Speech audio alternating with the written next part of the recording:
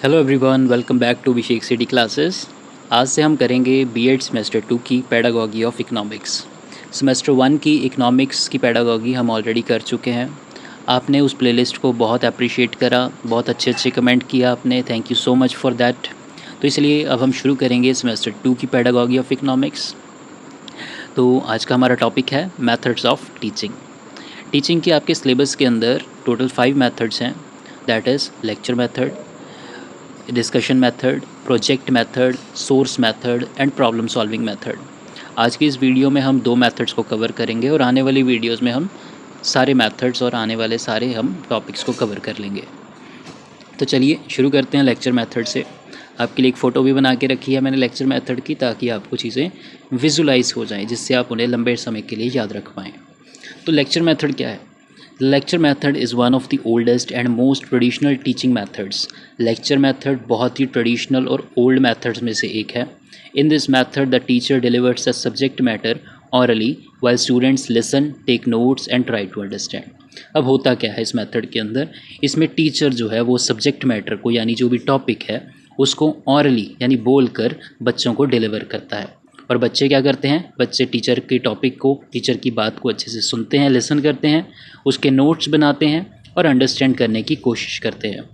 It is mainly a one way communication process where the teacher speaks and the students receive knowledge. तो ये one way communication है, यानी इसमें सिर्फ एक तरफ से पार्टिसिपेशन, एक तरफ से नॉलेज आ रही है यानी टीचर की तरफ से, और स्टूडेंट्स की तरफ से हमें ज़्यादा पार्टिसिपेशन देखने को नहीं मिलती। वो जस्ट एक पैसिव लर्नर्स हैं, टीचर की बात सुन रहे हैं और नोट्स बना रहे हैं। This method is highly useful for presenting facts, definitions, and theories in economics. It focuses more on transmission of knowledge than on students' participation. तो ये मेथड कहाँ यूज़फुल है? ये मेथड वहाँ यूज़फुल है जब आपको बच्चों को कुछ ज़्यादा क्वेश्चनिंग वाले टॉपिक्स नहीं पढ़ाने, आपको जस्ट कोई डेफिनेशन है उसको बताना है या कोई फैक्ट है वो रिवाइज़ करवाने हैं, यानी कुछ ज़्यादा क्वेश्चनिंग वाला पार्ट नहीं है जहाँ पे वन वे कम्युनिकेशन चल सकता है। और इसमें हमारा जो मेन फोकस होता है वो नॉलेज की ट्रांसमिशन करना है। स्टूडेंट की पार्टिसिपेशन ज़्यादा मायने इस मेथड में नहीं रखती।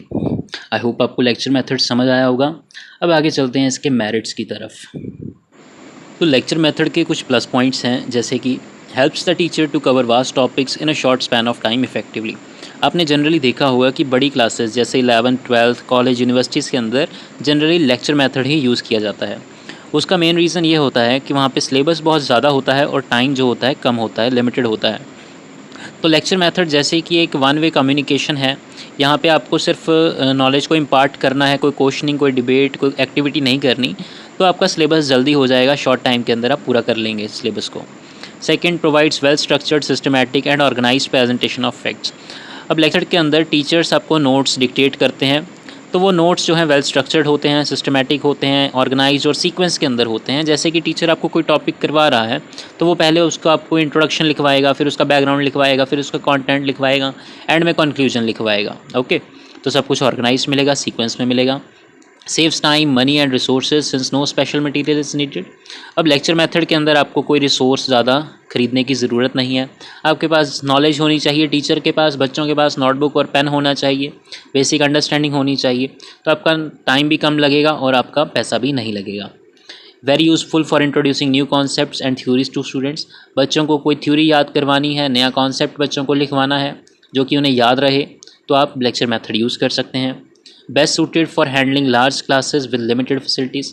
बड़ी क्लास है, फैसिलिटीज़ लिमिटेड हैं, आपके पास रिसोर्सेज लिमिटेड हैं, मान लीजिए पैसा लिमिटेड है या इक्विपमेंट्स नहीं है, और तो आप लेक्चर मेथड का यूज़ कर सकते हैं, क्योंकि और कोई ऑप्शन आपके पास नहीं अवेलेबल है। अब लेक्चर मेथड के कुछ डीमेरिट्स यानी कि नेगेटिव पॉइंट्स भी हैं। First is students remain passive listeners without active participation. अब इस मेथड के अंदर सब काम जो है वो टीचर के द्वारा किया जाता है, स्टूडेंट्स सिर्फ सुनते हैं और कई बार तो सुनते सुनते सो भी जाते हैं, तो वो पैसिव लिसनर्स हैं, पार्टिसिपेशन उनकी बिल्कुल ज़ीरो है। Second, encourages memorisation instead of real understanding and application. अब जब आप किसी चीज़ को सिर्फ सुनोगे और उसको नोटबुक पे लिख के याद करोगे तो उसे रोट लर्निंग बोलते हैं, ठीक है। तो आप प्रैक्टिकल नॉलेज उस चीज़ की नहीं ले पाओगे, उसे अपनी लाइफ के अंदर इम्प्लीमेंट शायद आप ना कर पाओ। तो जस्ट आप क्या कर रहे हो, मेमोराइज़ कर रहे हो, चीज़ों को याद कर रहे हो, आप उसकी प्रैक्टिकल जो नॉलेज है उसको आप गेन नहीं कर पाओगे। Difficult for teacher to check comprehension of every student. अब लेक्चर मेथड के अंदर आप सारे स्टूडेंट्स की इवैल्यूएशन नहीं कर पाओगे, आप सारे स्टूडेंट्स को जज नहीं कर पाओगे कि किसको टॉपिक कितना समझ आया कितना नहीं समझ आया, पॉसिबल नहीं है। डज़ नॉट डेवलप प्रैक्टिकल और एनालिटिकल स्किल्स अमंग लर्नर। तो आपके अंदर ना तो प्रैक्टिकल स्किल्स आएंगी, ना आप चीज़ों को एनालाइज कर पाओगे, क्योंकि आपने जस्ट सुनी सुनाई चीज़ें जो है अपने नोटबुक के ऊपर उतार ली हैं, आपने उनको प्रैक्टिकल नहीं किया, ना आपने रियल लाइफ में उनको होते हुए देखा है। Can easily become monotonous and reduce student interest. Monotonous हो जाएंगी चीज़ें, यानी बोरिंग हो जाएंगी। जब हम किसी को कंटिन्यूसली सुनते रहते हैं, लाइक आप किसी को 45 to 50 मिनट्स आप उसको सुन रहे हैं, तो आप मोनोटोनस यानी बोरिंग हो, वो चीज़ बोरिंग हो जाती है और आपका इंटरेस्ट जो है वो कम हो जाता है। तो ये था हमारा लेक्चर मेथड। आई होप आपको लेक्चर मेथड समझ आया होगा। बढ़ते हैं हमारे नेक्स्ट मेथड की तरफ, that is discussion method. Photo लगा रखी है आपके लिए मैंने, फ़ोटो देख के भी आप समझ गए होंगे। The discussion method involves two way communication between teacher and students और among students themselves under the teacher's guidance. तो डिस्कशन मेथड के अंदर हम डिस्कस करते हैं चीज़ों को, ये एक टू वे कम्युनिकेशन है। जैसे कि हमारा lecture method one way communication था, तो ये टू वे है, यानी यहाँ दोनों साइड से पार्टिसिपेशन होगी। अब यहाँ डिस्कशन होके चीज़ें जो है वो डिस्कस की जाती हैं, समझी जाती हैं डिस्कस करके। अब वो डिस्कशन टीचर और स्टूडेंट्स के बीच में भी हो सकती है, या स्टूडेंट्स आपस में डिस्कशन करके भी चीज़ों को अंडरस्टैंड कर सकते हैं। टीचर जो है वो एक गाइड की तरह काम करता है। अ पर्टिकुलर प्रॉब्लम, इशू और topic in economics is taken up and students are encourage to share their views, debate and reason logically. ये जो मेथड है किस तरह काम करता है, आप क्लास के अंदर कोई टॉपिक जो है वो अनाउंस कर देंगे। बच्चे क्या करेंगे, बच्चे उसके ऊपर अपने अपने व्यूज़ शेयर करेंगे कि वो उस टॉपिक को किस पॉइंट ऑफ व्यू से देखते हैं या उसके बारे में क्या सोचते हैं। आप डिबेट करवा सकते हैं, उन पर लॉजिकल रीजनिंग करवा सकते हैं। The teacher acts as a moderator and ensures that the discussion remain on the track. अब इसके अंदर टीचर ज़्यादा बोलेगा नहीं, टीचर बच्चों की बातों को सुनेंगे और उनको इंश्योर करेंगे कि वो एक ट्रैक पे रहें। टीचर एक मॉडरेटर की तरह काम करेंगे कि जो डिस्कशन होगी वो उस टॉपिक के अराउंड ही होनी चाहिए, ऐसा ना हो कि हम उस टॉपिक से भटक जाएं। तो इस बात का टीचर ध्यान रखेंगे।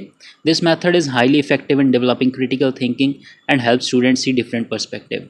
तो ये मेथड का फ़ायदा क्या है कि इसमें क्रिटिकल थिंकिंग, एनालिटिकल थिंकिंग बच्चों के अंदर डेवलप होगी, जो कि हमारी लेक्चर मेथड में नहीं हो पाती।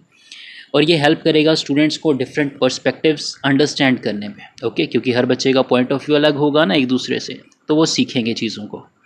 आगे हम देख लेते हैं इसके मेरिट्स क्या हैं। First, make student active participants and increasing engagement and interest. तो जो हमने लेक्चर मेथड के ड्रॉबैक्स देखा जाए तो वही इसके मेरिट्स बन जाएंगे। तो पहला तो क्या है कि स्टूडेंट्स पैसिव लर्नर्स से अब एक्टिव पार्टिसिपेंट या एक्टिव लर्नर्स हो गए हैं, उनकी इंगेजमेंट और इंटरेस्ट बढ़ गई है। Second, develops communication, reasoning and logical thinking abilities. जब बच्चे डिबेट करेंगे तो उनके अंदर कम्युनिकेशन स्किल्स आएंगी, रीजनिंग की स्किल्स आएंगी और लॉजिकल सोचने की स्किल आएगी। Third, encourages exchange of multiple view points, broadening understanding. अब हर बच्चे का व्यू पॉइंट जो होगा डिफरेंट होगा दूसरे बच्चे से, तो इस तरह से वो एक म्यूचुअल अंडरस्टैंडिंग डेवलप कर पाएंगे और अपनी नॉलेज को एक्सपैंड कर पाएंगे। Next, useful for clearing misconceptions and deepening subject knowledge. अगर बच्चे के मन में कोई डाउट है तो वो भी इससे क्लियर होगा और उसको सब्जेक्ट के बारे में डीप नॉलेज मिलेगी। Boost confidence, team work and democratic spirit among learners. तो हमारे जो स्टूडेंट्स हैं उनके अंदर कॉन्फिडेंस आएगा जब वो डिबेट करेंगे। टीम वर्क की भावना पैदा होगी, यानी जो सिमिलर व्यू पॉइंट के पर्सन होंगे वो एक साइड हो जाएंगे, जो एक दूसरे व्यू पॉइंट को बिलोंग करते हैं वो दूसरी साइड हो जाएंगे, तो एक टीम की तरह वो डिबेट करेंगे। डेमोक्रेटिक स्पिरिट आएगी, यानी उन्हें बोलना, अपने व्यू पॉइंट रखना आएगा सामने वाले के सामने। तो आई होप आपको मेरिट समझ आए होंगे। अब बढ़ते हैं इसके डीमेरिट्स की तरफ। अब इसके डीमेरिट्स क्या हैं। First is requires a lots of classroom time, reducing syllabus coverage. अब वही बात है कि लेक्चर मेथड में आप लिमिटेड टाइम के अंदर ज़्यादा सिलेबस कवर कर पाते हैं, क्योंकि वहाँ पे वन वे कम्युनिकेशन है। अब जब बच्चों की पार्टिसिपेट करवा रहे हो, डिबेट करवा रहे हो, है ना, रीजनिंग करवा रहे हो, क्वेश्चनिंग करवा रहे हो, तो ये ऑब्वियसली टाइम टेकिंग प्रोसेस है, तो आप अपना सिलेबस पूरा नहीं कर पाएंगे, कवर नहीं कर पाएंगे, टाइम ज़्यादा लगेगा आपको। नेक्स्ट, टॉकेटिव और डोमिनेंट स्टूडेंट्स में ओवर शैडो शाई वंस। अब जब बच्चे डिबेट करेंगे तो कुछ बच्चे होते हैं जो बहुत शाई होते हैं, अपनी बात रखने से डरते हैं या शर्माते हैं। तो जो डोमिनेंट होंगे बच्चे, टॉकेटिव बच्चे होंगे, वो हो सकता है वो गलत हो, उनका पॉइंट ऑफ व्यू गलत हो, लेकिन वो जो शाई या अंडर कॉन्फिडेंस वाला बच्चा है उसको डोमिनेट कर लेंगे। Next, need skilled teacher to guide and keep discussion on track. अब टीचर के अंदर स्किल होनी बहुत ज़रूरी है। टीचर को ये पता होना चाहिए कि कहाँ बच्चा जो है अपने ट्रैक से भटक रहा है, कहाँ जो कॉन्वर्सेशन है वो आउट ऑफ द टॉपिक हो रही है, तो टीचर ताकि उनको मॉडरेटर की तरह वापस ट्रैक पे लेके आए। Risk of going of topic and wasting valuable class time. अगर गलती से बच्चे इधर उधर निकल गए यानी अपने टॉपिक से भटक गए तो हमारा वैल्यूएबल टाइम जो है वो ख़राब हो जाएगा। Difficult to manage effectively in large size classes. अब मान लीजिए आपकी क्लास में 50 बच्चे हैं, अब उसमें आप डिबेट करवाने लग जाएंगे तो फिर कैसे मैनेज होगा। एक टीचर 50 बच्चों की डिबेट करवा रहा है, उनको टॉपिक डिस्कस करने को कह रहा है, तो बहुत नॉइज़ आएगी ना आपकी क्लास से, तो शोर शराबा होगा, तो आप मैनेज नहीं कर पाओगे। तो ये थे कुछ डीमेरिट डिस्कशन मेथड के। आई होप आपको डिस्कशन मेथड भी समझ आया होगा। अगर आपका कोई भी डाउट है इन दोनों मेथड्स के रिगार्डिंग तो आप कमेंट सेक्शन में पूछ सकते हैं। Thank you so much for watching. मिलते हैं नेक्स्ट वीडियो में। Bye bye.